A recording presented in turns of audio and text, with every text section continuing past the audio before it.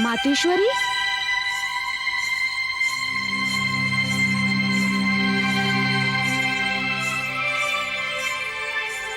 प्रणाम मातेश्वरी। आयुष्मान भव पुत्र। हे माताश्री, प्रातःकाल की इस बेला में आपके अकस्मात भवन छोड़कर बाहर आने का आखिर क्या उद्देश्य है?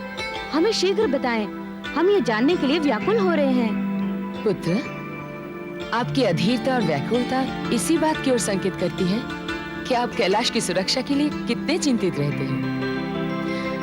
पुत्र, हमारे भवन के बाहर आने का यही मात्र कारण है कि हम जय विजय के साथ स्नान हेतु सरोवर की ओर जा रहे हैं। हम आपका उत्तर सुनकर संतुष्ट हुए मातेश्वरी। अब बताइए, हमारे लिए और क्या आज्ञा है? नहीं पुत्र, अब हम आपको और कोई आज्ञा नहीं देना चाहते। क्या आप हमारी किसी बात से रुष्ट हैं? हमें उसका कारण बताने का कष्ट करें। आप ये सोच भी कैसे सकते हैं कि हम आपसे रुष्ट हैं? नहीं पुत्र, हम आपसे रुष्ट नहीं हैं। आपको हर क्षण कैलाश पर सजग और तत्पर रहते हुए देखकर हमें प्रसन्नता का अनुभव होता है। ये तो हमारा कर्तव्य है मातेश्वरी, और आपकी हर आज्ञा का पालन करना हमारा परम धर्म है। धन्य हो पुत्र, धन्य हो। जिस माता को आप जैसे होनहार, शक्तिशाली और हर प्रकार से सक्षम पुत्र की प्राप्ति हो जाए, वो माता धन्य है। मातेश्वरी, हमें भी आपको माता के रूप में पाकर अत्यंत प्रसन्नता और गर्व का आभास होता है। आयुष्मान भव पुत्र।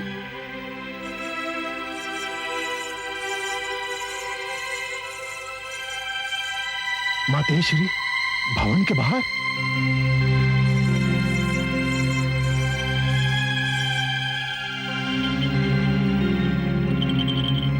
प्रणाम गौरीनंदन। प्रणाम। हे गौरीनंदन, आज प्रातःकाल मातेश्वरी देवी जया विजया के साथ किस ओर प्रस्थान कर रही हैं? हम भी तो आप ही की भांति ये देखकर चिंतित हो उठे थे, किंतु जब हमें मातेश्वरी से ये ज्ञात हुआ कि वो कैलाश के सरोवर में स्नान हेतु जा रही हैं, तो हम निश्चिंत हो गए। मातेश्वरी का कैलाश सरोवर में इस प्रकार स्नान हेतु जाना हमें भयभीत कर रहा है गौरीनंदन। आपके हृदय में ऐसी भावना क्यों उत्पन्न हुई देव? आपको ऐसा क्यों प्रतीत हो रहा है? गौरीनंदन, कैलाश अभी पूर्ण रूप से असुरों के प्रहारों से मुक्त नहीं हो पाया है। शुक्राचार्य हर क्षण किसी न किसी कूटनीति की रचना में व्यस्त रहते हैं, जिससे असुर सेना कैलाश में विनाश और उत्पात मचाने के अपने उद्देश्य में सफल हो सके। ऐसे समय में मातेश्वरी का कैलाश सरोवर में स्नान करना हमारे लिए विकट समस्या उत्पन्न कर सकता है। आप दोनों का इस प्रकार चिंतित और व्याकुल होना सर्वथा उचित है, किंतु अब कैलाश पर कोई अनिष्ट और अप्रिय घटना नहीं घटेगी। आपके कहने का तात्पर्य क्या है गौरीनंदन? कृपा करके स्पष्ट कीजिए। हमने कैलाश के चारों ओर एक सुरक्षा चक्र की रचना की है, और हमने उसे इतना शक्तिशाली बना दिया है कि शुक्राचार्य की कैलाश पर विनाश और उत्पात मचाने की कोई भी रणनीति सफल नहीं हो पाएगी। आप धन्य हैं गौरीनंदन गणेश। सुरक्षा चक्र की रचना करके आपने कैलाश में अस्त्रों को प्रवेश करने से रोक दिया है।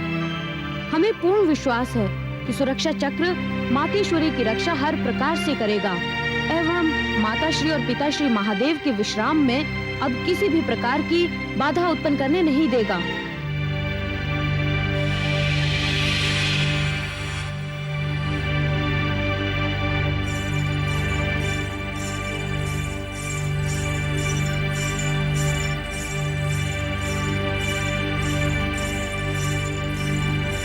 हे देवादिदेव महादेव, हम सब कृतिकाओं का शत शत नमन स्वीकार करें।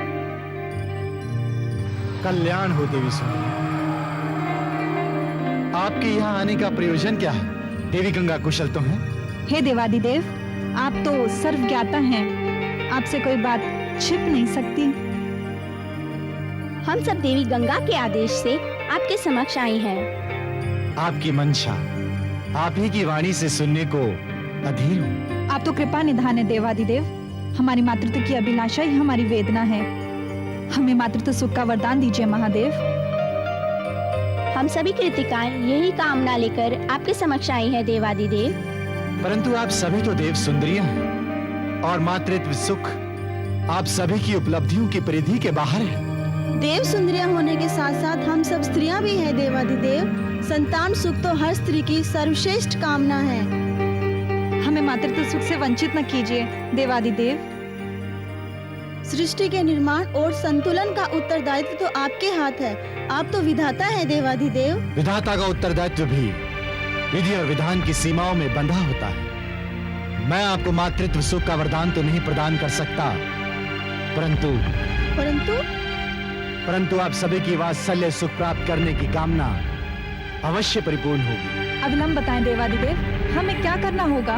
इसके लिए आप सभी को देवी पार्वती के समक्ष उपस्थित होना होगा। आप सभी को वात्सल्य सुख की कामना देवी पार्वती के शिशु से अवश्य परिपूर्ण होगी। हे देवाधिदेव, आप धन्य हैं। आपने हमारी मनोकामना पूर्ण करके हम सभी को कृतार्थ किया। हमारा प्रणाम। सौभाग्यवती भव।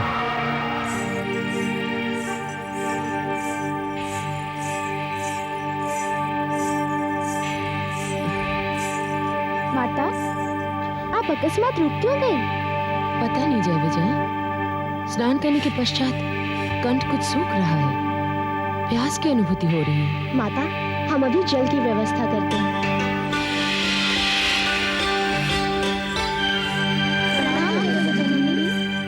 देवी, कौन है आप? और आपका यहाँ इस प्रकार आने का प्रयोजन क्या हुआ? अतिशीघ्र बताइए। माताश्री, हम कृतिकाएं हैं। कृतिकाओं, आपका इस प्रकार कैलाश पर आना? माताश्री, हम आपकी प्यास बुझाने आए हैं, किंतु आपको जल ग्रहण की नहीं अपितु पुत्र रत्न की इच्छा है। कृतिकाओं, ये आप कैसे कह सकती हैं कि ये जल ग्रहण करने की नहीं पुत्र प्राप्ति की लालसा है? माता, ये सत्य है। और आपकी इसी लालसा को शांत करने हेतु हम ये अभिमंत्रित पवित्र जल आकाश गंगा से इस स्वर्ण कलश में लेकर आए हैं, जिसे ग्रहण करने से स्त्री अवश्य ही पुत्रवती होगी। हमें अति शीघ्र पवित्र पावन जल दो, हम इसे इसी क्षण ग्रहण करना चाहते हैं। माता, इस पवित्र जल से हम आपकी प्यास अवश्य बुझाएंगे, किंतु आपको एक वचन देना होगा। कैसा वचन? आपको हमारी भी मनोकामना पूर्ण करनी होगी। हे सुमुखी कृतिकाओं, हमें अति शीघ्र अपनी मनोकामना से अवगत कराएं। माताश्री, हम वात्सल्य सुख प्राप्त करना चाहती हैं। वात्सल्य प्रेम की इच्छा से हमारा हृदय व्याकुल हो रहा है। आपकी व्याकुलता अवश्य शांत होगी। कृपया अपनी मनोकामना से हमें अवगत कराएं। हे जगत जननी, हमारी ये मनोकामना है कि जब आपको पुत्र रत्न की प्राप्ति हो, तब हम सब ढाई माह बनकर वात्सल्य सुख का भोग करें। क्या? ये आप क्या कह रही हैं? हे जगत माता, हम ये जानती हैं कि एक माता के लिए नवजात शिशु को अपने से दूर करना कितना कष्टदायक है, किंतु आपके पुत्र के लिए यही उचित होगा। हमें ज्ञात है कि तारकासुर आपके पुत्र का किसी भी प्रकार वध करना चाहता है।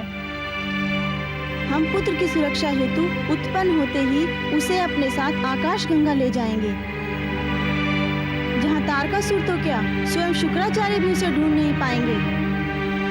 माताश्री, निराश न करें, देवी गंगा का भी यही आदेश है। तो क्या देवी गंगा ने आपको यहाँ भेजा है?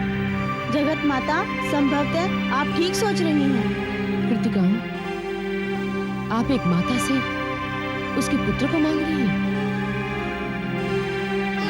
परंतु आपकी मनोकामना पवित्र और कल्याणकारी है, और देवी गंगा का आदेश भी हमारे लिए शिरोधार्य है। हम आपको वचन देते हैं कि आपकी वात्सल्य पिपासा अवश्य शांत होगी।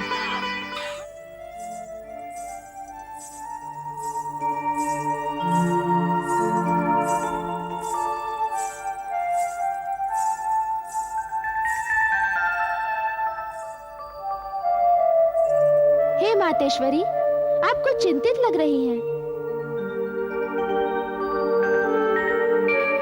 जया विजया,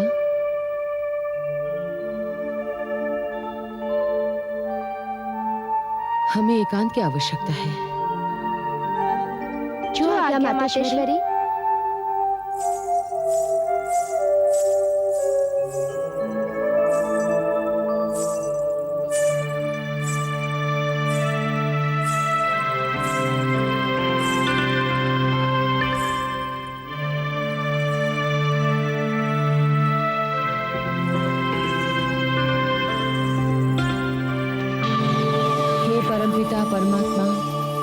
कृपया दर्शन दीजिए, कृपया हमारी व्यथा का निवारण कीजिए। परमपिता, कृपया दर्शन दीजिए, कृपया दर्शन दीजिए। देवी पार्वती, हे जगत जननी, अपने नेत्र खोलिए। आपके आदेशानुसार हम आपके समक्ष हैं, हमें आदेश दीजिए। आप तो जानते ही हैं परमात्मा, दैत्यगुरु शुक्राचार्य और तारकासुर के आक्रमण और नरसंहार से समस्त ब्रह्मांड त्राही त्राही कर रहा है। सत्य है देवी। क्या आप समस्त देवताओं की स्थिति से परिचित नहीं है ब्रह्मदेव? वे अपने अपने लोक त्याग कर अपने जीवन की रक्षा हेतु कैलाश पर शरण लिए हुए हैं। देवी, हम समस्त देवताओं की पीड़ा से भली भांति परिचित हैं। यदि परिचित हैं, तो उसका निवारण क्यों नहीं करते पितामह? क्या संपूर्ण सृष्टि तारकासुर के आतंक से इसी प्रकार पीड़ित होती रहेगी? क्या इसका कोई निवारण नहीं? निवारण है देवी, और इसके निवारण के लिए ही तो समस्त देवताओं और शिव गणों ने देवाधिदेव महादेव को विश्राम के लिए भवन में आपके समीप भेजा था। किंतु महादेव को तो आप जानते ही हैं, वे तो भवन में आने के पश्चात भी सदैव की भांति समाधि में लीन हो गए। समस्त देवताओं द्वारा इतनी प्रार्थना करने के पश्चात भी देवी महादेव की समाधि ही तो एक समस्या है। निश्चय ही इसे ध्यान में रखकर तारकासुर ने वरदान लिया। इसका आशय यह हुआ कि तारकासुर ने वरदान सोच समझ कर मांगा था। वो जानता था कि महादेव सदैव ही समाधि में लीन रहते हैं। हाँ देवी, वो जानता था कि केवल महादेव ही ऐसे हठ योगी हैं जिन्हें कामदेव के काम लिप्त बाण भी सम्मोहित नहीं कर सकते। और यह भी सर्वविदित है कि कामदेव को महादेव की समाधि भंग करने का परिणाम स्वयं को भस्म करके भुगतना पड़ा।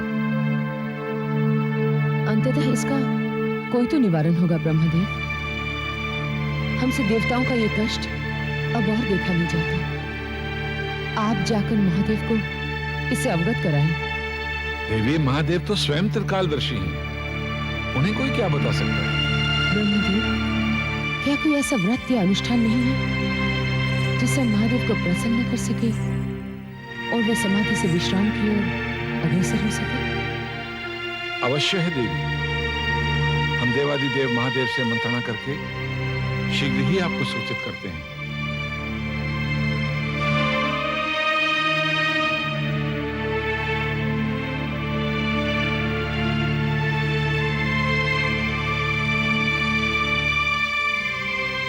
हे त्रिनेत्रधारी, सर्वश्रेष्ठ, सर्वज्ञाता,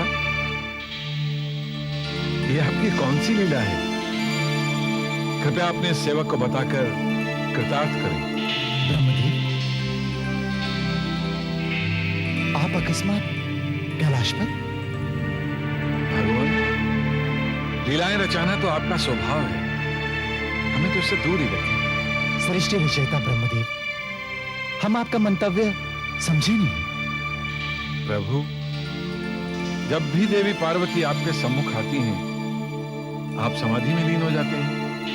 आप भली भांति जानते हैं कि तारकासुर के वध के लिए आपका और देवी पार्वती का मिलन कितना आवश्यक है। हे विधाता, आप तो जानते हैं कि बिना संकल्प, व्रत और अनुष्ठान के जो संतान प्राप्त होती है, वो संसार का भार हल्का करने में समर्थ होती है। अपनी स्वच्छंद प्रियता से पाप को बढ़ाकर पृथ्वी के पाप को बढ़ा देती है। और हम चाहते हैं कि हमारे संतान के जन्म का मूल कारण सृष्टि के लिए कल्याणकारी हो। तो आपने क्या निर्णय लिया प्रभु? क्या आप संतान के लिए इच्छुक नहीं हैं? यदि ऐसा हुआ प्रभु, तो तारकासुर के वध का क्या होगा? और उन देवताओं के लोक क्या उन्हें पुनः मिल सकेंगे जो तारकासुर ने उनसे युद्ध में छीन लिए? नहीं ब्रह्मदेव, नहीं। हमारी कामना है कि देवी पार्वती पराक्रमी और कर्मवीर पुत्र की प्राप्ति के लिए कोई व्रत अनुष्ठान करें। वो कौन सा व्रत है महादेव, जिससे आपने देवी उमा को अभी तक अवगत नहीं कराया? नहीं ब्रह्मदेव, हम उन्हें इस व्रत के विषय में नहीं बता सकते। वो अन्यथा भी ले सकती हैं। इसलिए महादेव, व्रत अनुष्ठान तो पुण्य कारक है। देवी पार्वती तो स्वयं ऐसे व्रत के विषय में पूछ रही थी। हमारी भी यही इच्छा है कि देवी पार्वती स्वयं इस बात का आभास करे कि पुत्र प्राप्ति के लिए व्रत और अनुष्ठान की आवश्यकता है। महादेव, आप हमें उस व्रत अनुष्ठान के विषय में बताएं। हम स्वयं जाकर देवी पार्वती को उससे अवगत कराएंगे। पुण्य व्रत परम मंगल और शुभदायक है। हमारी भी यही इच्छा है ब्रह्मदेव कि देवी पार्वती को इसका संकल्प लेने के लिए आप प्रेरित करें। हे त्रिनेत्रधारी, इस व्रत के अनुष्ठान में तो सहस्र राजसूय यज्ञों के समान साधन व धन जुटाने की आवश्यकता है। हाँ, किंतु उतने ही यज्ञों के समान फल भी तो देने वाला है। निस्संदेह इस पुण्यक व्रत करने के पश्चात जिस पुत्र की प्राप्ति होगी वो समस्त लोकों में श्रेष्ठ होगा। इसलिए ऐसी स्त्रियां ही इस व्रत को कर सकती हैं जो कठोर परिश्रमी और साधना करने में सक्षम हो। देवी पार्वती तो ऐसी साधना के लिए पूर्णतः सक्षम है, अतः उन्हें यह व्रत करना ही चाहिए। ब्रह्मदेव, आप देवी पार्वती के पास जाकर व्रत और अनुष्ठान से उन्हें अवगत कराएं। यदि उन्होंने अनुमति दे दी तो हमें इसकी पूर्ति के लिए श्री हरि विष्णुदेव के समक्ष उपस्थित होना होगा, क्योंकि सहस्र राजसूय के समान संपदा व धन की व्यवस्था तो केवल लक्ष्मीपति नारायण ही कर सकते हैं।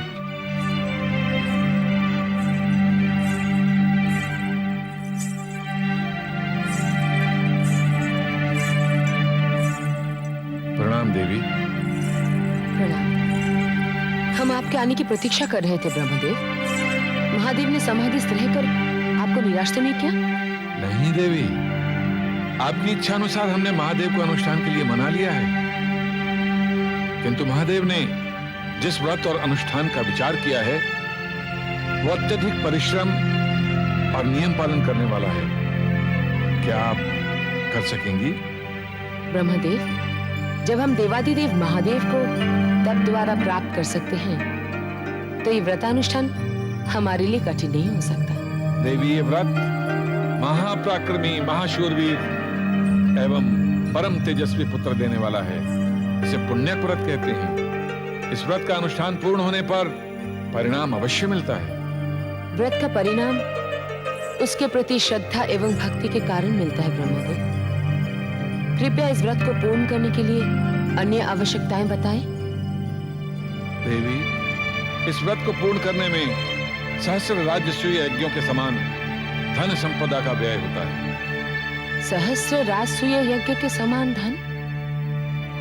किंतु इतने धन की व्यवस्था हम कैसे कर पाएंगे परमपिता?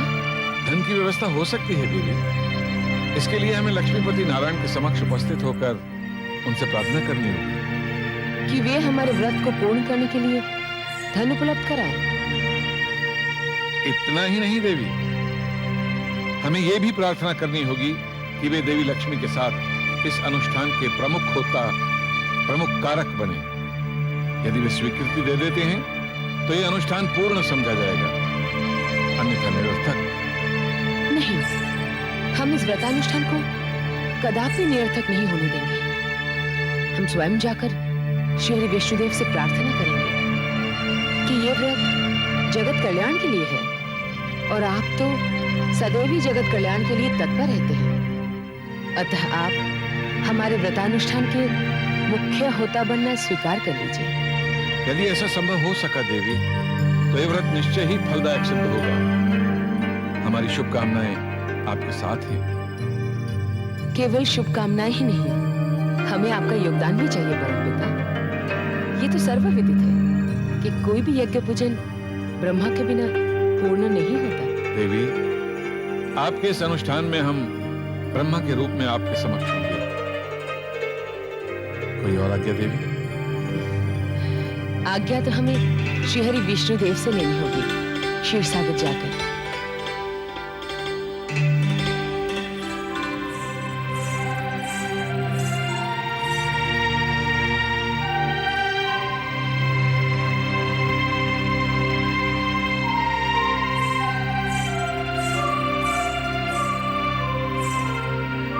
श्री हरि विष्णुदेव।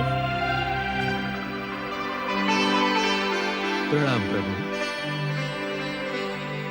धन्य है प्रभु, आज प्रकृति सहित विश्व मुझ अकिंचन के द्वारे आया है। धन्य है मेरे भाग्य। हे आशुतोष, ये सागर आपकी करुणा से भरा है। इसमें आपकी अनुकंपा की लहरें उठती हैं, जो जगत को अन्न, जल, वायु प्रदान करती है। आपके गुण तप और गुप्त तप के द्वारा समस्त संसार संचालित होता है। समस्त जगत का पालन, पोषण और संहार करने की अखंड क्षमता रखने वाले त्रिलोचन, आज आप किस प्रयोजन से यहां आए हैं? कृपया करके कहें। आज्ञा करें प्रभु। हे जगत पालक, समस्त जगत के कल्याण के लिए जगत जननी देवी पार्वती आपसे ऐसे व्रत और अनुष्ठान के विषय में विस्तृत जानकारी चाहती हैं, जिससे समस्त लोगों के निवासी सुख, शांति और समृद्धि प्राप्त कर सकें। हे शैलपुत्री देवी पार्वती, आप किस व्रत और अनुष्ठान के विषय में जानना चाहती हैं? कृपया करके कहें। हे जगत पालक, कृपया हमें पुण्य व्रत और उसके अनुष्ठान के विषय में विस्तृत रूप से बताएं। हे देवी पार्वती, ये जो आपने जगत कल्याण के लिए सहस्त्र गुना शुभ प्रदान करने वाले व्रत के विषय में पूछा है, यद्यपि ये सूचना स्वयं चंद्रमौलेश्वर एवं परमपिता ब्रह्मदेव दे सकते थे, किंतु ये तो इनकी सरलता है कि इन्होंने ये सौभाग्य मुझे प्रदान किया है। हे जगत पालक, ये आप ही का अधिकार है, क्योंकि जगत के पालन का भार आपने अपने कंधों पर उठा रखा है। कृपया देवी पार्वती की संतुष्टि के लिए व्रत की पूर्ण विधि बतलाएं। हे शैलनंदिनी, इस व्रत और अनुष्ठान के करने से सभी विघ्नों और उनके प्रभावों का निवारण हो जाता है। त्रिभुवन विख्यात पुत्र एवं सतत सौभाग्य की प्राप्ति होती है। धनहीनों को धन, पशुहीनों को पशु, भूमिहीनों को भूमि, और जिनके पास वाहन नहीं है, मन वांछित वाहन की प्राप्ति होती है। इस व्रत को करने से प्रत्येक जन्म में सुख और समृद्धि की प्राप्ति होती है। ये व्रत सभी व्रतों में सर्वश्रेष्ठ है। श्रीहरि, ये व्रत किस दिन करना शुभ होता है? हे देवी पार्वती, इस व्रत का अनुष्ठान माघ मास में शुक्ल पक्ष की त्रयोदशी को आरंभ करना चाहिए। श्रीहरि, इस व्रत के अनुष्ठान की विधि क्या है और इसके अनुष्ठान में किस देवता की उपासना की जाती है? हम ये सब कहने की कृपा करें। देवी पार्वती, विधिवत अनुष्ठान करने पर निश्चय ही भगवान श्री हरि विष्णु के समान पराक्रमी, ऐश्वर्य संपन्न एवं महिमाशाली पुत्र की प्राप्ति होती है। तो इसका अर्थ यह है कि इस व्रत के आराध्य देव स्वयं श्री हरि विष्णुदेव ही हैं। निश्चित ही देवी, यही कारण है कि आपको श्री हरि विष्णुदेव के समक्ष लाए हैं। आप अपनी इच्छा इनके समक्ष व्यक्त कर सकती हैं।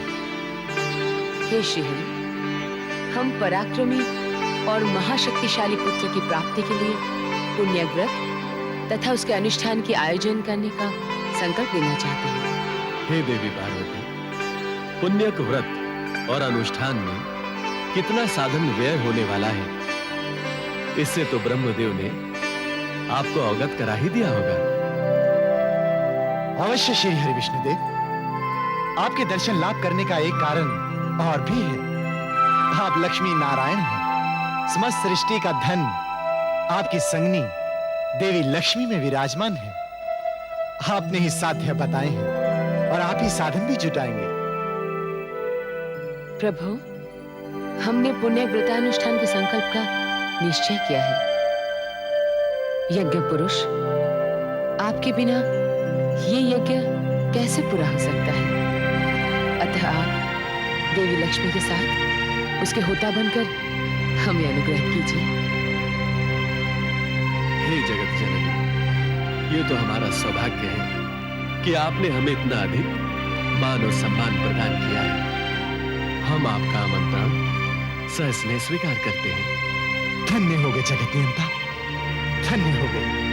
आपकी मधुर वाणी से हम कृतार्थ हो गए। हे श्रीहरि, आपने अपनी स्वीकृति देकर तारकासुर जैसे अधर्मी के अत्याचारों से मुक्ति प्रदान करने का साधन उत्पन्न किया है। आप धन्य हैं प्रभु।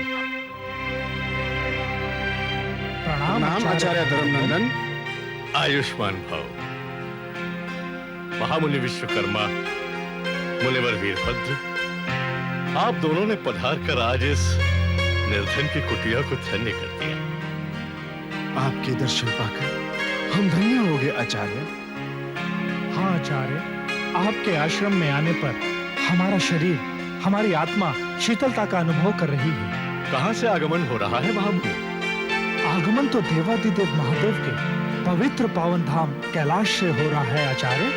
अहो भाग्य महामुनि, आज तो मेरे आश्रम और कुटिया के लिए बड़ा ही पवित्र दिन है, जो उसे कैलाश की पवित्र रज प्राप्त हुई। आवश्यकता तो आपकी पवित्र पावन रज की कैलाश को है आचार्य। ये आप क्या कह रहे हैं मुनिवर?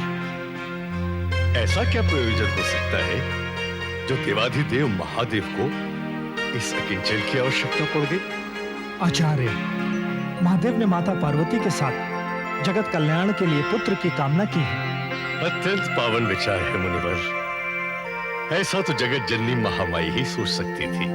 आचार्य, समस्त देवताओं ने मिलकर यह विचार किया है कि पराक्रमी, कर्म और धर्म परायण पुत्र की प्राप्ति के लिए जगत माता पुण्य व्रतानुष्ठान का संकल्प ले। पुण्य के अनुष्ठान की तो बात ही निराली है महामुनि। समय साक्षी है कि पूर्व में भी अनेक माताओं ने इसी पुण्य के अनुष्ठान से अनेक वीर, पराक्रमी और महान बालकों को जन्म दिया है। ये तो बहुत कल्याणकारी, बड़ा ही शुभ समाचार है, सारे संसार के लिए भी और सभी देवताओं के लिए भी। समस्त देवताओं के लिए शुभ इसे आप बनाएंगे आचार्य? हम कुछ समझे नहीं मुनिवर। हम आपको निमंत्रण देने आए हैं आचार्य। हमें मुनिवर? हमें निमंत्रण किस लिए?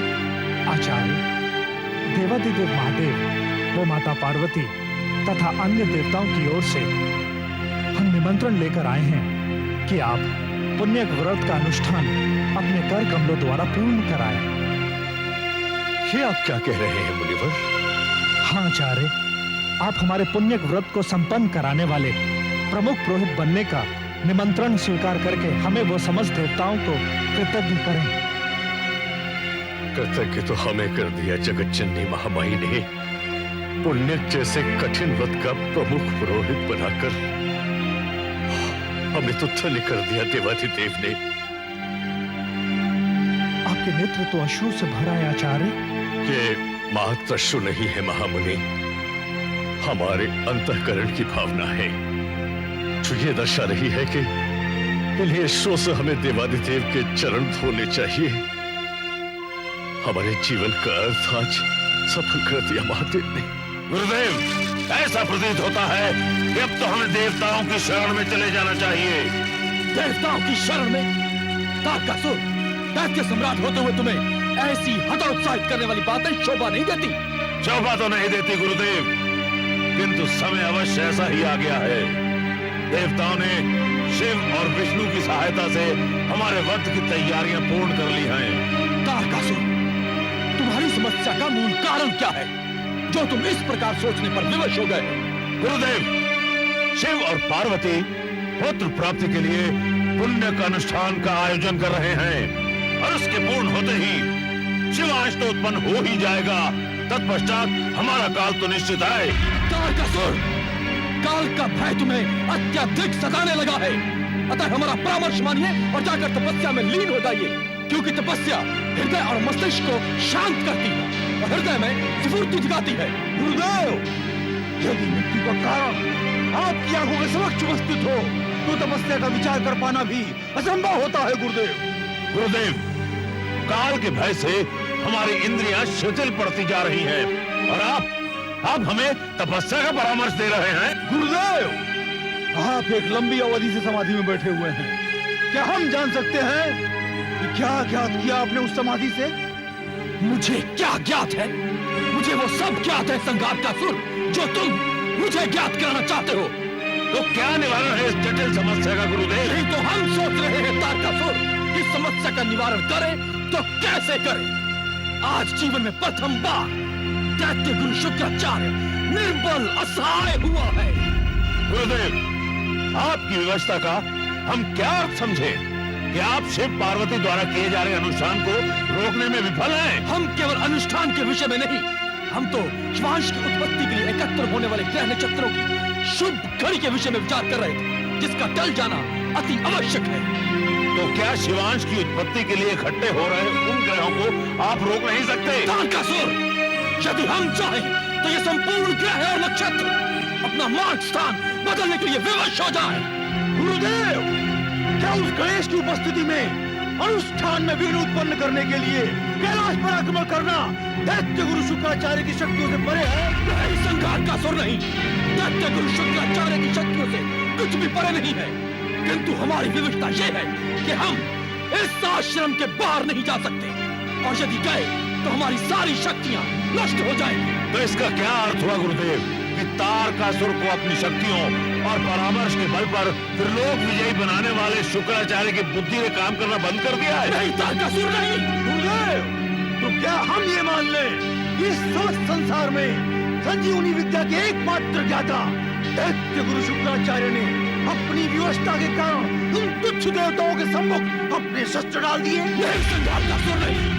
दैत्य गुरु शुक्राचार्य की कोई व्यवस्था नहीं है, और एक बात स्मरण रखना संघातकासुर कि दैत्य गुरु शुक्राचार्य ने शस्त्र डालना सीखा ही नहीं है। तो फिर ये पुण्य व्रत? तुम्हारा भय पुण्य व्रत नहीं है तारकासुर, तुम्हारा भय है शिवांश की उत्पत्ति। किंतु आज मैं तुम्हें वचन देता हूँ तारकासुर कि मैं दैत्य गुरु शुक्राचार्य तारकासुर वध संभव ही नहीं होने दूंगा, और यह पुण्य व्रत वो भी सफल नहीं होने दूंगा, कदापि नहीं।